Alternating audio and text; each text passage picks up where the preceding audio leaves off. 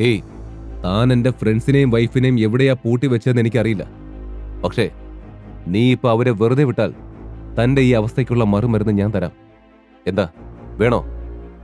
ഋഷി അവനോട് ചോദിച്ചു. അത് കേട്ട് അയാൾ ഞെട്ടിപ്പോയി. എന്താ താൻ ഈ പറയുന്നത്? തനിക്കൊന്നും അത് ചെയ്യാൻ കഴിയില്ല. ഗോസ്റ്റ് ലോഡിന്റെ നേതാവിന് മാത്രമേ ആ ഗുളിക ഉണ്ടാക്കാൻ കഴിയൂ. ജസ്റ്റിൻ ഉറപ്പിച്ചു പറഞ്ഞു. നീ എന്ത് വിശ്വസിച്ചാലും അതെന്റെ കാര്യമല്ല. തനിക്കുള്ള മറുമരുന്ന് എന്റെ കൈവശമുണ്ട്. ഞാൻ പറഞ്ഞ കാര്യം സംബന്ധിച്ച തനിക്ക് ഞാൻ മെഡിസിൻ തരാം. എന്താ, വേണോ? ഋഷി ചോദിച്ചപ്പോൾ ജസ്റ്റിൻ ആശയക്കുഴപ്പത്തോടെ അവന്റെ മുഖത്തേക്ക് നോക്കി. ജസ്റ്റിന്റെ മറുപടി എന്തായിരിക്കുമെന്ന സംശയത്തോടെ ഋഷിയും അയാളെ നോക്കി. നീ പറയുന്നത് ഞാൻ എങ്ങനെ വിശ്വസിക്കും?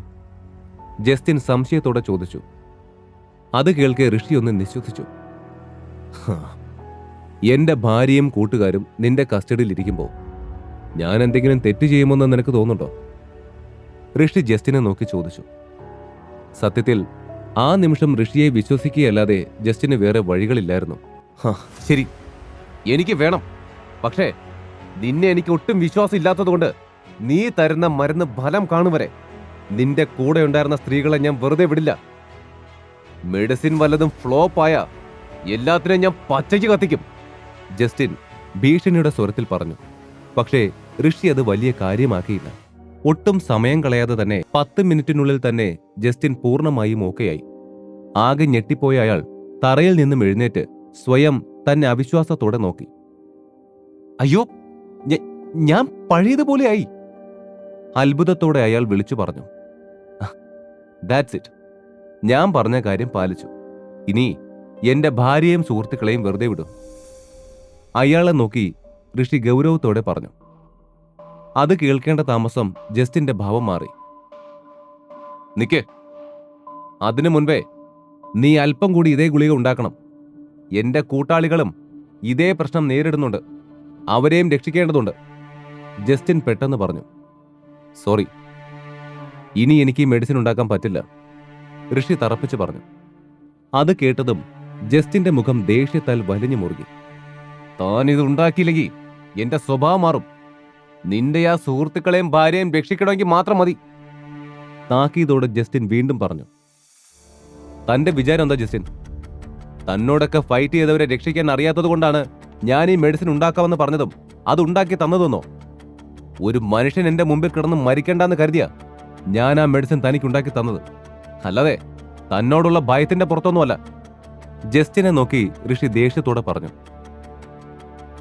അപ്പോ എന്റെ കൂടെയുള്ള അവരെന്താ, മനുഷ്യരല്ലേ? നീ ആ ബുക്ക് എടുത്തോണ്ട് പോയതുകൊണ്ടാ ആ ഗോസ്റ്റ് ലോഡ്സ് ഞങ്ങൾക്ക് ആ മെഡിസിൻ തരില്ലെന്ന് പറഞ്ഞത്. ഞാൻ മാത്രമല്ല, എന്റെ കൂടെ ഉണ്ടായിരുന്നവർ സഹിതം എല്ലാവരും ഇഞ്ചിഞ്ചായി മരിച്ചുകൊണ്ടിരിക്കുമായിരുന്നു.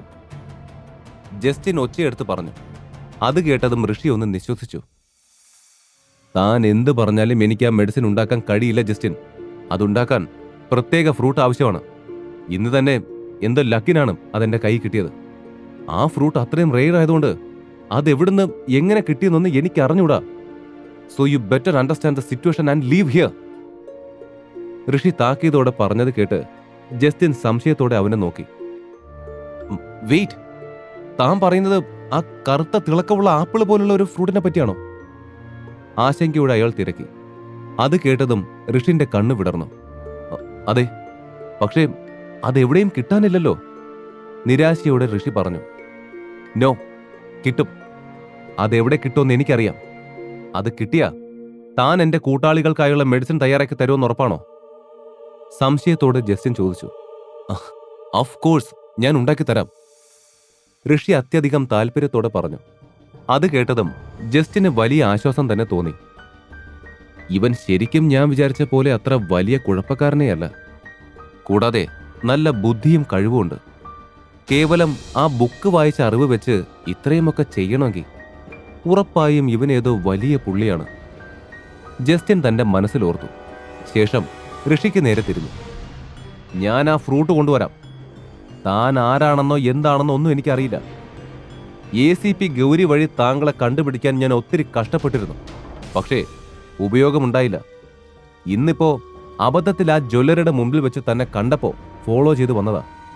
പിന്നെ തന്റെ കൂടെ ഉണ്ടായിരുന്ന സ്ത്രീകളെ പിടിച്ചു കെട്ടിയത് തന്നെ ഒന്ന് ഭയപ്പെടുത്താനായിരുന്നു. ബട്ട് നൗ ഐ നോ താൻ പേടിക്കില്ല. And I trust you now. പിന്നെ താങ്ക്സ് ഫോർ ഹെൽപ്പിംഗ് അസ്. പക്ഷേ ഒരു കാര്യം താൻ എപ്പോഴും മൈൻഡിൽ വെക്കണം. ഈ മെഡിസിൻ വളരെ റെയറാണ്. വലിയ വലിയ കോടീശ്വരന്മാരെല്ലാം ഇതിൻ്റെ പിന്നാലെയുണ്ട്. ഇതിൻ്റെ ഔഷധക്കൂട്ടുകളും അതിൻ്റെ എല്ലാ അളവുകളും അറിയാൻ അവരെന്ത് വേണമെങ്കിലും ചെയ്യും. അതുകൊണ്ട് താങ്കളും താങ്കളുടെ ഫാമിലിയും നല്ലതുപോലെ സൂക്ഷിക്കണം. ഋഷിന്റെ ഷോൾഡറിൽ തട്ടിക്കൊണ്ട് ജസ്റ്റിൻ പറഞ്ഞു നിർത്തി. എല്ലാം കേട്ട് കഴിഞ്ഞപ്പോൾ ഋഷിയാകെ ചിന്തിച്ച് നിന്നുപോയിരുന്നു. ഇയാൾ പറഞ്ഞത് കാര്യമാണ്. എന്റെ ഫാമിലിക്കൊന്നും സംഭവിക്കുമെന്ന് പേടിക്കേണ്ട കാര്യമില്ല. പക്ഷേ ശ്രീലക്ഷ്മിക്കും അവളുടെ കുടുംബത്തിനും ആപത്തൊന്നുമില്ലാതെ നോക്കേണ്ടത് അത്യാവശ്യമാണ്. കൃത്യമായി അതിനെല്ലാം ഒരു പ്ലാൻ തയ്യാറാക്കണം. ഋഷിൻ മനസ്സിൽ ഉറപ്പിച്ചുകൊണ്ട് ജസ്റ്റിന് നേരെ തിരിഞ്ഞു. Thank you Justin. Thanks a lot. I will keep this all in my mind. ഋഷിയെ കണ്ടതും കരച്ചിലൂടെ ശ്രീലക്ഷ്മി വിളിച്ചു. ഏയ് ശ്രീ, കരയാതെ. അവര് പോയി. ഒന്നുമില്ല. അവളെ ആശ്വസിപ്പിച്ചുകൊണ്ട് അവൻ പറഞ്ഞു. ആരാ ഋഷി അവരൊക്കെ? അപ്പോഴും ഞെട്ടൽ വിട്ടുമാറാതെ നിൽക്കുന്ന പ്രയാഗ ഋഷിയെ നോക്കി ചോദിച്ചു. എനിക്കറിയില്ല പ്രയാഗ. അവരെന്തോ ആള് മാറി വന്നതാന്ന് തോന്നുന്നു. ഞാൻ കാര്യം വ്യക്തമാക്കി കൊടുത്തപ്പോൾ തന്നെ അവരെല്ലാം ഇവിടുന്ന് പോയി.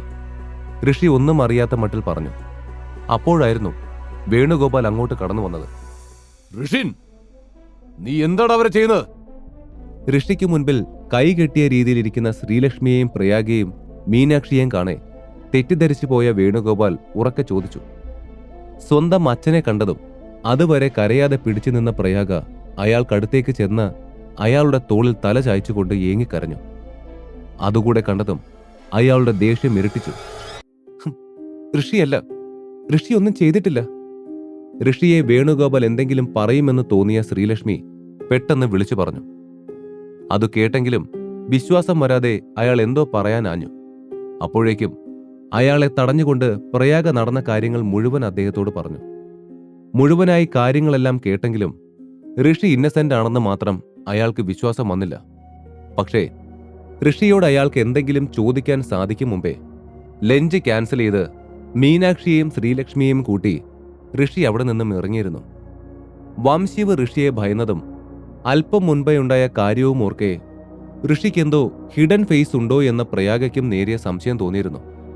എന്തു വന്നാലും ഋഷിയെ ഇനി മേലാൽ ജ്വല്ലറിയിൽ കണ്ടുപോരുത്. അതായിരുന്നു വേണുഗോപാലിന്റെ അവസാന വാക്ക്.